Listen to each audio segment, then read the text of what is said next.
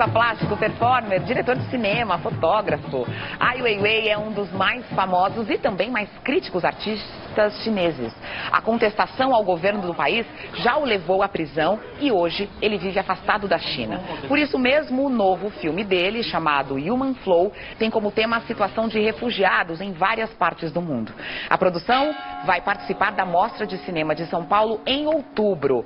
Mas Ai Weiwei também está viajando pelo Brasil para buscar elementos da cultura do país. Ele tem uma exposição programada para a Oca, no Ibirapuera, no ano que vem.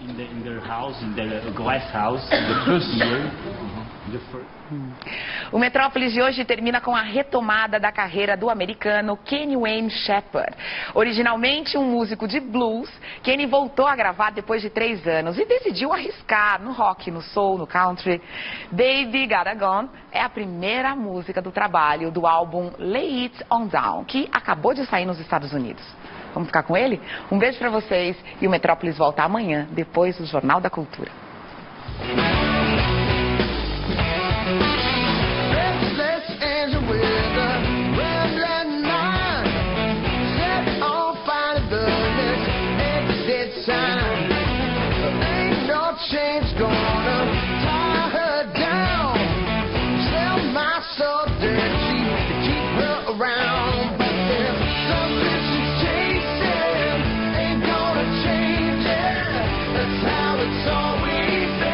Metrópolis. Apoio Itaú Cultural.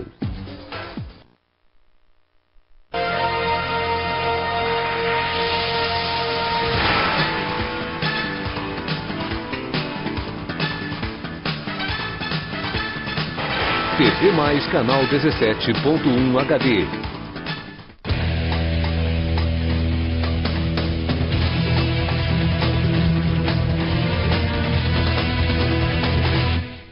Olá, boa noite. Hoje o governo de Mato Grosso está em pauta aqui no Provocações. As principais obras do governo, realizações, os gargalos da saúde e da logística e a crise como o caso dos grampos clandestinos.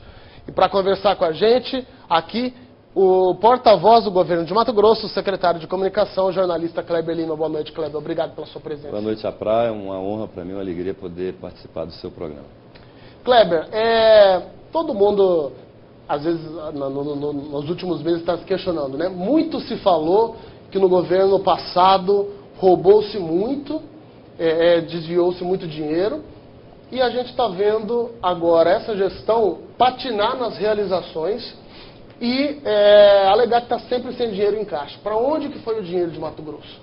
Bom, Aprá, primeiro uma correção. Esta visão de que o governo patina não é a visão da realidade. Ela é uma interpretação dada pela oposição, e a oposição, como se sabe, o papel dela é criticar. Aliás, eu gosto muito de uma frase muito antiga que circula nas redações, assim, que criticar é tão bom que não devia ser privilégio só da oposição, que é muito mais fácil, inclusive. O governo do estado de Mato Grosso, sob o comando e a liderança do governador Pedro Táxi, já tem um balanço em 2 anos e meio de gestão que supera em qualquer índice que você quiser discutir: infraestrutura, saúde, educação, logística, tecnologia, qualquer área do governo que você quiser comparar hoje, os 2 anos e meio do Pedro Táxi com os 5 do Silval Barbosa, você perceberá, e são números, que o Pedro Táxi tem mais realizações. Então não é verdade que o governo patina. O governo, vou te dar um dado aqui, por exemplo, que é o da Caravana da Transformação. Acabamos de realizar a última edição agora, que é a 7ª em Barra do Garças, e vamos atingir até sexta-feira agora a marca de 25 mil cirurgias de catarata e pterígio já realizadas, ou seja, ação de governo concreta entregue à população, contra o governo passado que não tinha nenhuma. Né? Infraestrutura, enquanto o Silval em 5 anos fez 800 quilômetros de asfalto, se tanto, entre novo e reconstruído, nós já estamos chegando na marca de 1.800 quilômetros de asfalto novo e reconstruído. Ou seja, em 2 anos e meio, o Pedro Táxi já fez mais do que o Silval Barbosa em 5 anos. A diferença principal é que o Pedro Táxi não sai distribuindo favores e benesses para os seus aliados e comparsas, né? Até porque ele não tem comparsa, como fazia o governo anterior. Isso gera muita insatisfação. Então, na verdade, o grande problema que nós temos hoje no governo Pedro Táxi é lidar com o choro dos bezerros velhos que foram desmamados.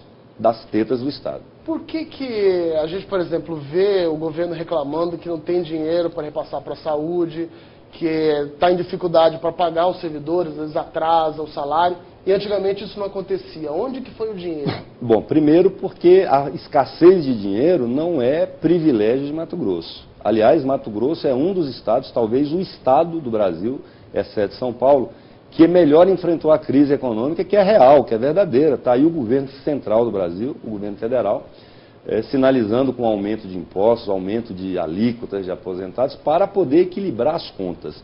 O Brasil vive uma crise econômica sem precedentes. Aliás, os analistas econômicos dizem que é maior do que o crack de 39, né? Que é a maior crise financeira da história do Brasil. E Mato Grosso, pela postura do governo e pelas próprias características do Estado, né, de ser um Estado agrícola, embora primário exportador, mas que produz alimentos. E o mundo não vai parar de comer, as pessoas não param de comer. Consegue, ou conseguiu até agora, superar essa crise de maneira muito melhor do que estados como o Rio de Janeiro, do que o Rio Grande do Sul. Se nós devemos tanto ao Rio Grande do Sul pela colonização gaúcha que nós sofremos e que influenciou, ou melhor, determinou a estrutura econômica que nós temos hoje, que é o agronegócio, quer dizer, hoje nós podemos dar lições de gestão pública ao Rio Grande do Sul, que está quebrado.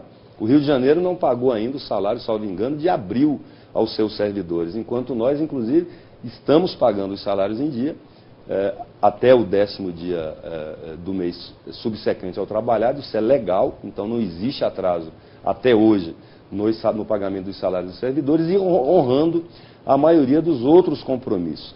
Agora, parte da escassez de recursos que nós temos hoje é resultado direto da tungagem, da gatunagem, da pilhagem que o governo anterior fez. Está aí o ex-governador devolvendo 60, 70, 80 milhões de reais já confessados, né, que foram desviados dos cofres públicos ao Estado de Mato Grosso. Esse dinheiro está fazendo falta. Aliás, eu sei que você vai me perguntar disso, que você já anunciou. Eu, outro dia, perguntei a alguns jornalistas isso. Qual a diferença, e aí sem querer minimizar a gravidade do crime que se cometeu em relação aos grampos, mas qual é a consequência real deste problema para a vida dos cidadãos, para a sua vida, para a minha vida, para a vida de quem está nos assistindo. Do ponto de vista prático, é quase zero. Não, ok, é crime. Né? Eu acabei de dizer, não quero minimizar a gravidade do que aconteceu. Mas a consequência desse crime na vida das pessoas, ela não é percebida. Porque ela só é percebida efetivamente por quem teve, eventualmente, o seu sigilo violado e era inocente. Porque teve muita gente que teve o sigilo violado que não era inocente. E isso a gente espera que ao final das investigações se esclareça. Mas mesmo agora, assim é legal, né? Não, mesmo se for ilegal, não, o que foi legal é ilegal. E ninguém está minimizando. Eu estou querendo dizer para você da repercussão do dano, ou o dano que essa ilegalidade causou. Já os crimes de corrupção que foram praticados e confessados por representantes do governo passado, inclusive agora, né? Muita gente fala, mas isso é passado. Não é passado. Não é passado porque as pessoas estão num deboche, numa disfarçatez absurdas, confessando até hoje os crimes. Nós ainda estamos descobrindo a real dimensão desses crimes que foram cometidos no governo passado e que trouxeram repercussões muito negativas para a vida das pessoas. Que tipo de repercussão há para menos dinheiro para a saúde, menos dinheiro para a estrada, para a educação, para a cultura, para a ciência e tecnologia, para a comunicação, enfim, menos dinheiro para as políticas públicas sob a responsabilidade do Estado. Mas então isso é muito grave. O caso da SEDUC envolveu o desvio de dinheiro nesse governo. Não envolveu, aí é um grande equívoco que até agora, embora essa investigação não esteja conclusa, mas até agora não se apontou nem se comprovou prejuízos ao erário. O que tem naquela denúncia foi combinação para fraude de licitação pública. E a propina paga, que me parece que não chegou a R$500 mil, teria sido tirada do faturamento dos empresários. Não houve sobrepreço. Até agora, pelo menos, eu não conheço nenhuma conclusão das investigações e sequer denúncia de que tenha havido sobrepreço. Né? Houve um conluio, né?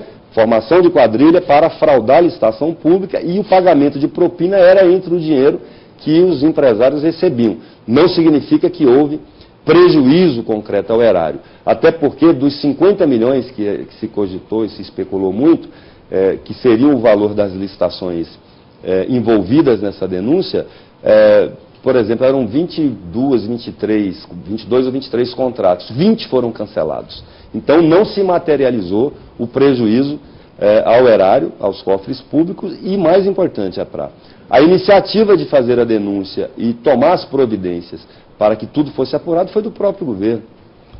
Essa é a diferença básica entre Pedro Táxi e Sival Barbosa. Um confessou agora, há poucos dias, na imprensa, eu imagino que você já deve ter informado isso aqui aos seus espectadores.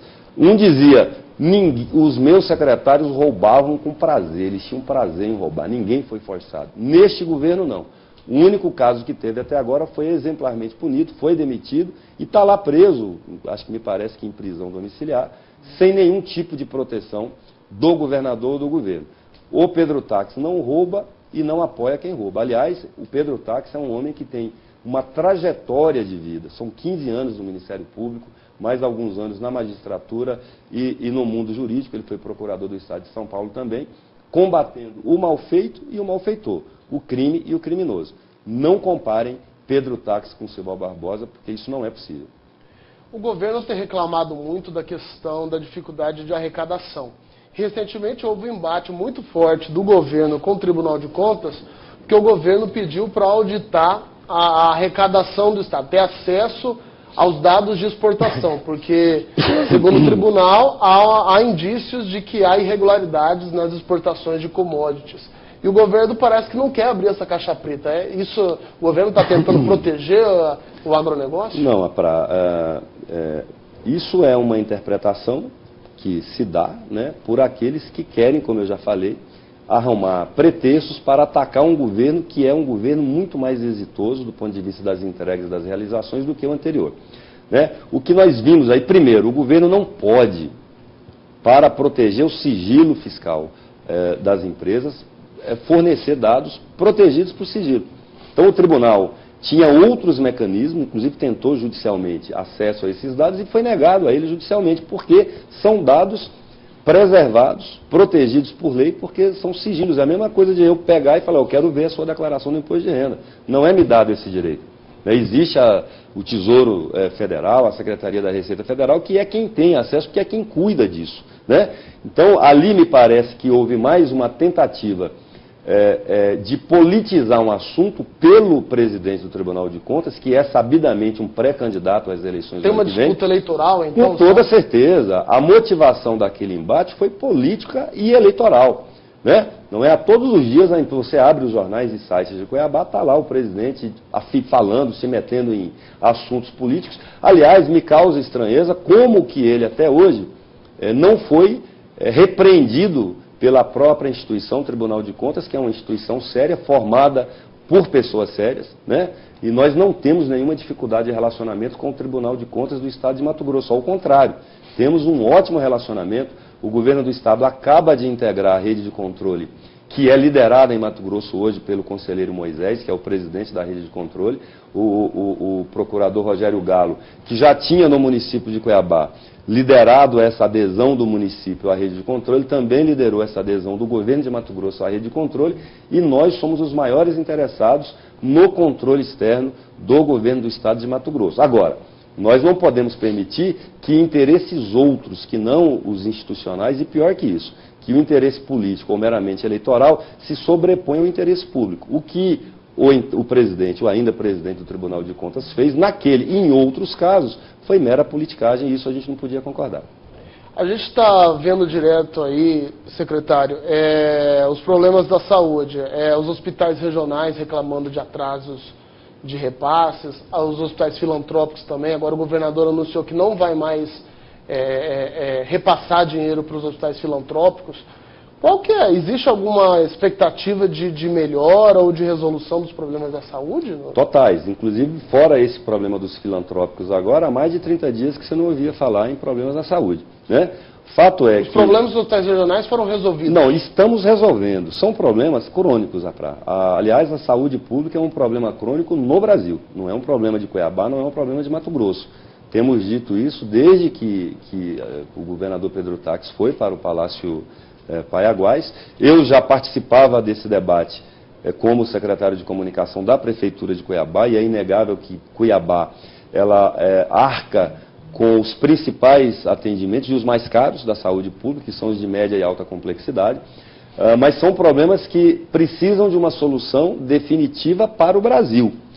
Tudo que a gente faz hoje são medidas paliativas. Nós não vamos resolver o problema da saúde pública apenas em Mato Grosso. Até porque, se nós resolvêssemos totalmente o problema da saúde pública em Mato Grosso, o Brasil inteiro viria para Mato Grosso para ser atendido. E aí iria estragar novamente.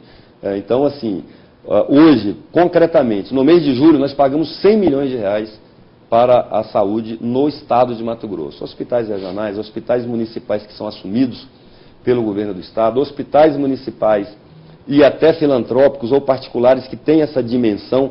Por exemplo, o Hospital Santa Helena não é rigorosamente, a meu juízo, um hospital filantrópico. Ele é um hospital que presta um relevante serviço à população de Cuiabá, é onde acontecem praticamente 100% dos partos de Cuiabá e Várzea Grande, mas é uma empresa privada que presta serviços dentro do que a gente chama de rede complementar. O que é a rede complementar? Aquilo que o SUS não tem condições de oferecer diretamente, ele contrata serviços e até unidades, leitos da rede privada para poder atender a população, né? O que acontece especificamente no caso dos filantrópicos é que eles não têm contrato com o governo do estado, eles têm contrato com os municípios, e os municípios é que, mesmo recebendo recursos do estado, às vezes não priorizam os filantrópicos, porque tem outras prioridades também. Então, assim, eu acho que o momento em vez de a gente ficar disputando de quem é a culpa, ficar nesse jogo de jogar o problema no colo um do outro, é a gente sentar todos os entes interessados, municípios, governo do estado, entidades de saúde, empresas, que seja, e tentar encontrar um ponto de equilíbrio para resolver o problema para quem interessa, que é a população lá na ponta que necessita do serviço. Kleber, a gente já volta, vamos continuar com esse bate-papo. A gente vai para o intervalo comercial, lembrando que este programa também estará disponível na internet pelo site tvmaisnews.com.br. Fica aí, a gente volta já.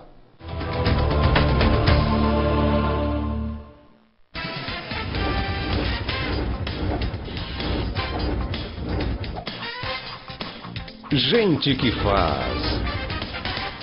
Veja nesta quinta-feira, no programa popular, a linda história de amor entre João e Maria. Eles vendem bolinhos no sinal para juntar dinheiro e realizar o grande sonho do casal, o casamento. Não percam, é nesta quinta-feira.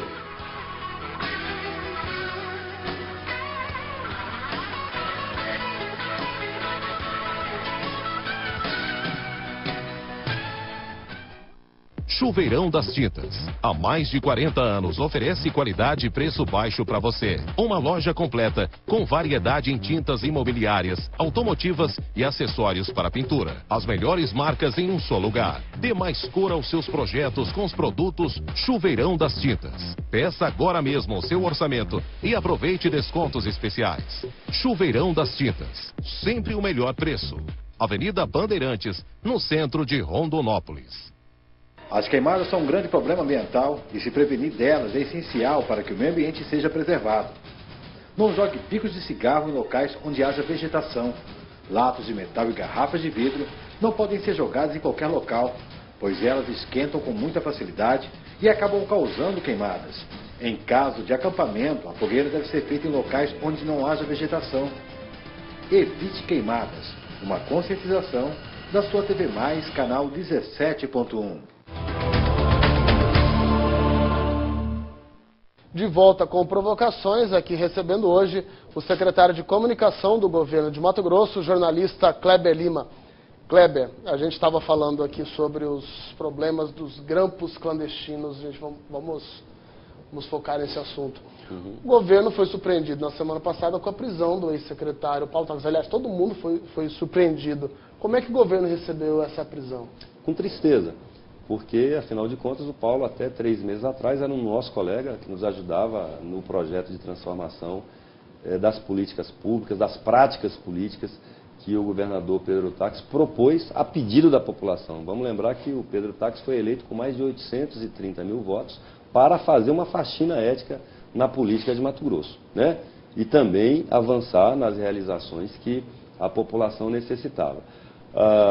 O problema dessa situação dos grampos, e aí até questiono, mas vocês antes diziam que precisava comprovar. É evidente que precisa comprovar. Qualquer denúncia precisa ser apurada e a gente precisa ter a paciência, a tolerância democrática de acreditar nas instituições de que as investigações descobrirão a verdade e, havendo crime e identificados os culpados, que eles serão punidos na forma da lei. O que a gente dizia Mas o governador tinha um discurso diferente. Não, não converso com o presidiário, não converso com quem está preso. O governador, desde o princípio, o governador não mudou o discurso dele. Quer dizer, o governador, não existe até agora ninguém condenado por prática de grampo ilegal em Mato Grosso. Existem prisões provisórias ou preventivas, eu não sou jurista, né? São prisões preventivas para instruir as investigações que ainda estão longe de serem encerradas. A rigor, as únicas investigações que foram concluídas até o momento foram as levadas a cabo pelo próprio governo. Vou lembrar você quais são. A do protocolo, que foi o governo, e o governador dizia, desde a coletiva que ele deu, que o protocolo havia sido fraudado, porque se haviam 2 documentos completamente diferentes, com o mesmo número de protocolo, ali havia uma fraude. Como é que fica o governador que chegou de processar o promotor Mauro Zac, dizendo que ele havia mentido? Se você me permitir, eu vou concluir essa resposta. Veja, o que o governador disse, se tem 2 documentos aqui, de origens diferentes, com o mesmo número de protocolo, isso foi fraudado. E ele, inclusive, e depois nós constatamos, através de uma investigação feita pela Controladoria Geral do Estado, que de fato houve uma fraude. Nós agora estamos numa segunda investigação, que é para identificar os autores e os responsáveis por essa fraude. A rigor, nós não sabemos que documento o então secretário de Segurança protocolou no protocolo geral. O que nós sabemos é o seguinte: ele já havia feito o protocolo de uma primeira denúncia, por orientação do governador, em mãos na Secretaria de Governo, que é nas mãos do secretário José Arlindo. Causa estranheza o fato de esta segunda denúncia ele ter percorrido um caminho diferente. Ele já sabia que o local dele protocolar essa denúncia era com o chefe de gabinete do governador, que até hoje é o secretário de Governo José Arlindo, e ele já sabia que aquela primeira denúncia que ele protocolou, o governador encaminhou para o Ministério Público investigar, que depois o Ministério Público arquivou. Causa muita estranheza que no mesmo dia em que ele recebe a missão de levar essa denúncia que ele trouxe ao governador para o Ministério Público, ele protocola em tese uma segunda denúncia, e essa num outro local, diverso, no protocolo geral. E por que o governador orientou para fazer o protocolo em mãos na Secretaria de Governo e não no protocolo geral? Porque assuntos sigilosos e confidenciais correm esse risco de extraviar. Se ele tivesse obedecido a orientação do governador de protocolar lá com o José Arlindo em mãos, seguramente essa segunda denúncia teria sido encaminhada ao Ministério Público da mesma forma que a primeira denúncia. Então, nós não sabemos, nós identificamos que há um protocolo da Secretaria de Segurança Pública naquela data e horário que de fato foi feito. Mas como esse documento desapareceu, e não eram poucos documentos, eram 244 páginas atrás. Me parece que são os mesmos documentos que ele depois, 1 ano e 3 meses depois, protocola na Procuradoria-Geral da República lá em Brasília. Então, assim, é exatamente para que não extraviasse que a orientação era para ele protocolar em mãos lá no gabinete do secretário Zé Arlindo. Você não acha estranho esse protocolo ter sido alterado lá dentro da Secretaria de Governo? E quem de descobriu isso e anunciou foi o governo. O governo é o maior interessado em esclarecer. Mas parece do Palácio. Fora do Palácio, é um anexo, é um puxadinho do Palácio. Todo mundo que conhece o Palácio, e é o seu caso, e frequenta o Palácio no seu trabalho de jornalista, quando você entra, antes de você entrar na recepção, quando você entra na recepção do Palácio, fica do lado esquerdo. Não tem uma vinculação lá em cima com o gabinete. Ali é protocolo geral, de pedido de emprego, a elogio, crítica, de qualquer do povo, é lá que é protocolado. Um documento com essa relevância jamais poderia ter sido protocolado ali. Nós não sabemos hoje qual é o teor desse documento. Você já ouviu dizer, por exemplo, que pessoas tentavam antes, no passado, eu acho que isso hoje ninguém, nem sei se tenta, depositavam envelopes vazios no caixa eletrônico, dizendo que tinha ali uma quantia, R$2.000, R$3.000. Depois, quando o bancário ia conferir, estava vazio e se tornava aquele valor. Nós não sabemos o conteúdo do documento que gerou esse protocolo da Secretaria de Segurança Pública. Mais curioso ainda, na Secretaria de Segurança Pública não há arquivo desse documento, nem o ofício, não há. Nós só sabemos que a numeração tinha sido reservada. Mas é um protocolo que o promotor... Sim, mas aí é que está, eu poderia ter protocolado um envelope vazio e receber um número de protocolo. Por esta razão, o governador representou contra o promotor Mauro Zac, ex-secretário de Segurança Pública, na Corregedoria do Ministério Público Estadual aqui em Cuiabá e no Conselho Nacional do Ministério Público em Brasília, para que a atuação do promotor, então secretário de Segurança à época, seja também apurada na totalidade, desde o fato de ele ter tomado conhecimento de denúncias, hoje sabemos, tão graves, e só ter tomado providências efetivas 1 ano e 3 meses depois.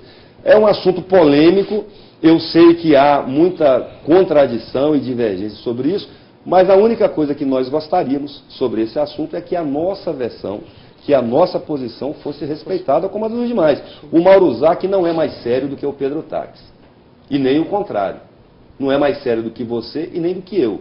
Todos nós estamos sob o jugo da mesma Constituição da República, que diz que todos somos iguais perante a lei, e mais, que ninguém de nós, nem eu, nem você, nem o Mauro Zac, nem o Pedro Táxi, nem o Paulo Táxi, ninguém pode ser condenado a priori sem o devido processo legal.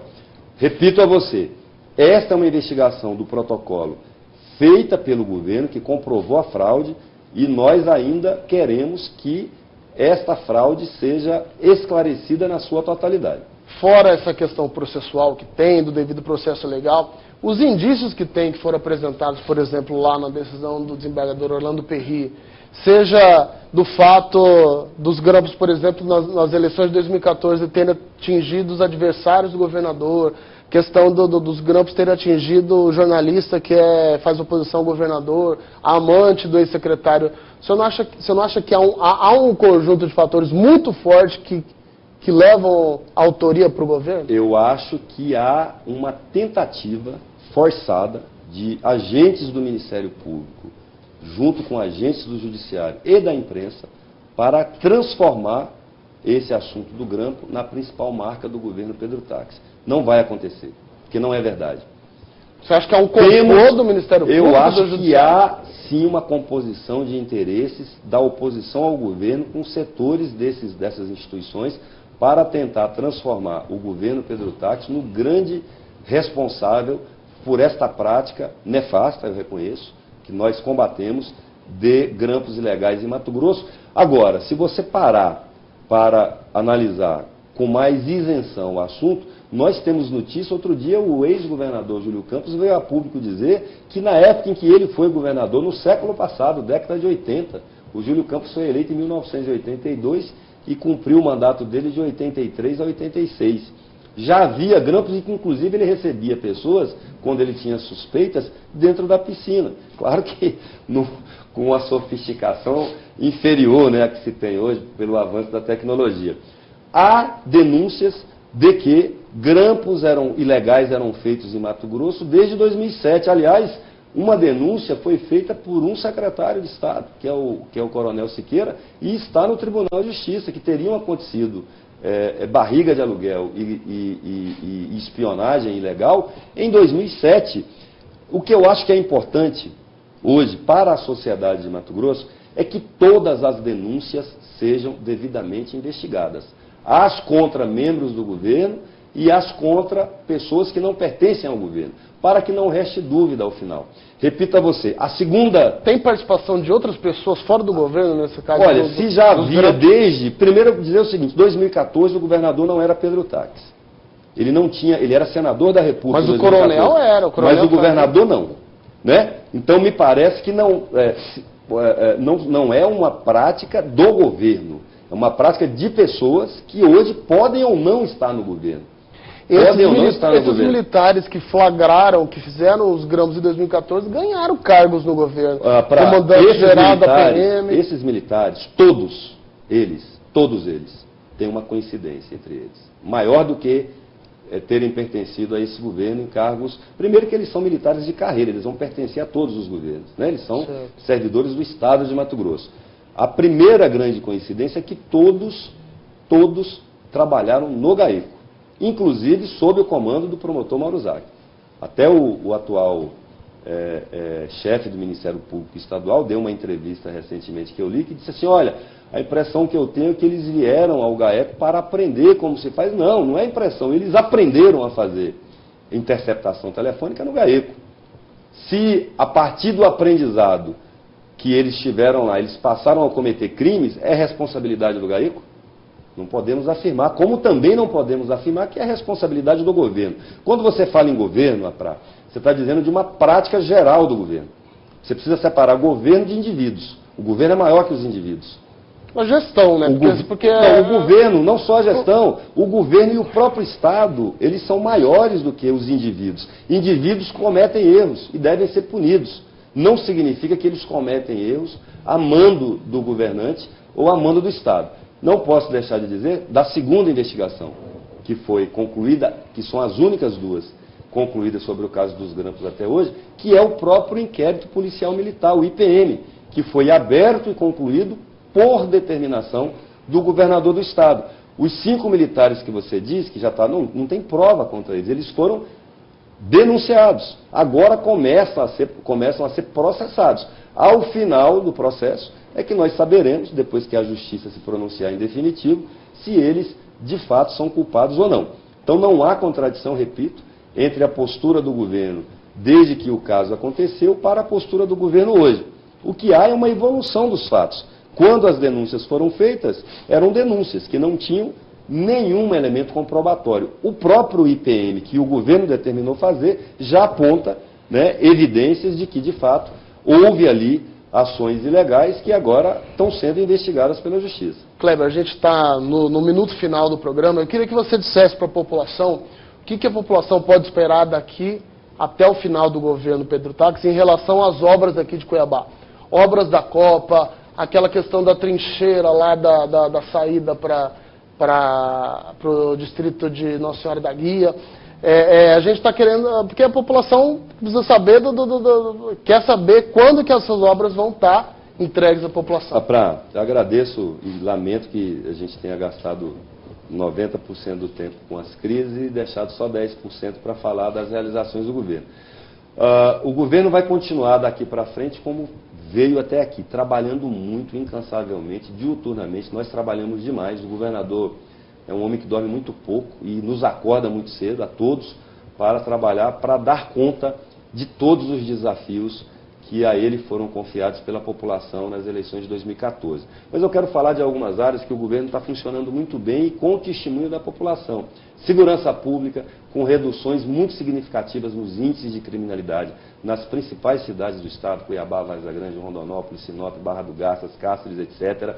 No investimento que é histórico, são quase 4 mil agentes de segurança pública contratados em 2000. Vamos falar aqui de Cuiabá, porque mas inclusive Cuiabá. Avenida do Barbado, Cotes, VLT. Se você me permite, eu queria tentar fazer um balancinho aqui, porque nós temos muita coisa para falar. Se for possível, me convida de novo para a gente falar só de realização. Porque você me ocupou hoje só com crise.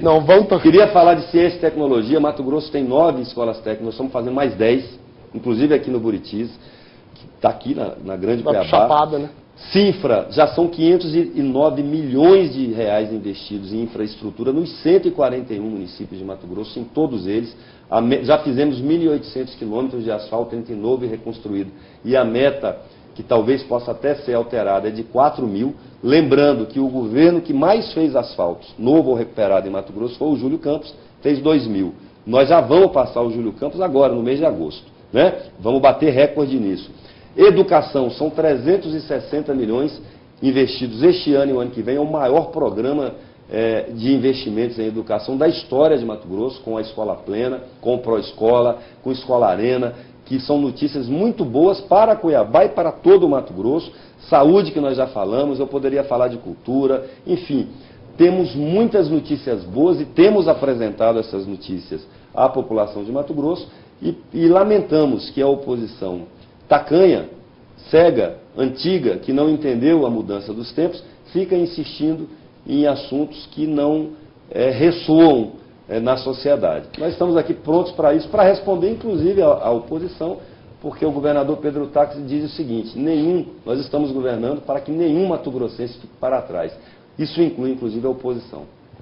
Kleber, obrigado pela sua participação, por ter aceito o convite de vir aqui no Provocações, e a gente está aberto para, daqui a um tempo, a gente fazer um novo balanço. O Provocações está de portas abertas. Muito obrigado, Praia. E sobre Cuiabá, que você tanto pediu, só para dizer o seguinte: todas as saídas de Cuiabá hoje estão recebendo melhorias de infraestrutura.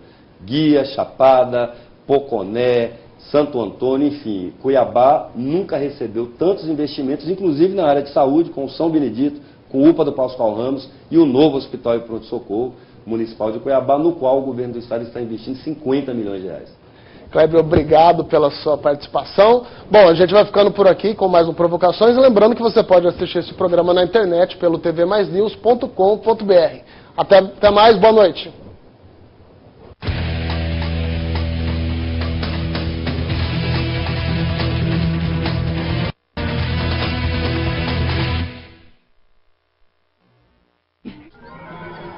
Criança, sou um fã.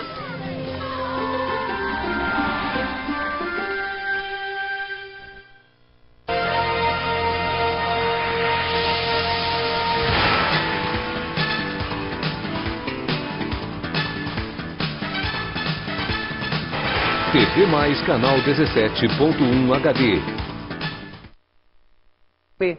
Segunda e quarta e sexta. E eu ia na segunda, na quarta e na sexta nesse cinema. E terças, quintas e sábados eu ia no outro. Eu via cinema todos os dias. Quando eu podia andar. Meu pai me proporcionava isso. Ele sempre teve esse interesse em me dar formação educacional, né? Que o cinema educa também. Às vezes deseduca, mas naquele tempo ele educava. Sônia, você já pensava em ser atriz? Não sei se